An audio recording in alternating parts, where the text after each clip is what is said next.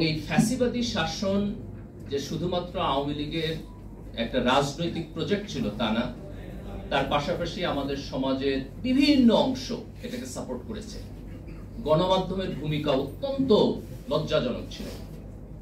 এবং আজকে দেখেন আমি একটা পত্রিকা থেকে হেডিং পড়ে শোনাচ্ছি আপনাদেরকে। আমি কোন পত্রিকা বলতেছি না। তারা লিখছে যে গোপালগঞ্জে সমাবেশ শেষে এনসিপির নেতাকর্মীদের ঘিরে হামলা, 144 ধারা জারি।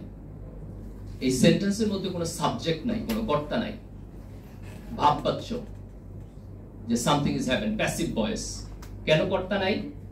তার কারণ হলো এর যে কর্তা তাকে সে আড়াল করতে চায়, তার দায় দায়িত্বকে সে স্পষ্টভাবে বলতে চায় না। এই আড়াল করার মধ্য দিয়েই গত 16 বছরে এই দেশে মূলত একটা ফ্যাসিবাদ তৈরি হয়েছে। তো ফ্যাসিস্টদের প্ল্যান তো ক্লিয়ার। তারা আমাদেরকে গণতন্ত্র দিবে না, তারা আমাদেরকে স্বাধীনতা দিবে না। আমি যদি আমার গণতন্ত্র এবং স্বাধীনতা চাই তাহলে তারা আমারে গুলি করে মারবে, তারা আমার রাজনৈতিক প্রোগ্রামে আগুন জ্বালায় দিবে।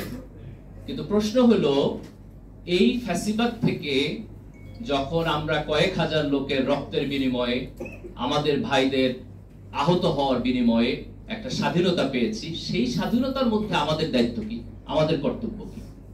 আমরা কি এটা চেয়েছিলাম যে 1 বছর শেষ হয়ে যাবে, এখন পর্যন্ত শহীদ এবং আহতদের লিস্ট কমপ্লিট হবে না, তাদের সরকারের পক্ষ থেকে যে কম্পেনসেশন দেওয়ার কথা সেটা শেষ হবে না, বিচার প্রক্রিয়া একটা সার্টেন লেভেল পর্যন্ত অগ্রসর হচ্ছে না, এবং যে রাজনৈতিক দলগুলো এই ফ্যাসিস্টের বিপক্ষে এই সংগ্রামে আমাদের পার্ট ছিল, আজকে আমরা সেই রাজনৈতিক দলগুলোকে দেখতেছি যে তাদের মধ্যে বিভিন্ন ধরনের অনৈক্য তৈরি হইতেছে।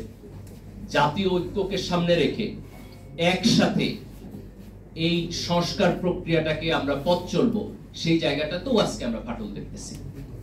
এই অনৈক্য যদি চলতে থাকে এবং আমরা যদি জাতীয় স্বার্থকে আমাদের সবকিছুর উপরে যদি স্থান দিতে না পারি, তাইলে করে এই গণ অভ্যুত্থানের মধ্য দিয়ে আমাদের যে স্বপ্ন ছিল সেই স্বপ্ন কিন্তু ব্যর্থ হবে।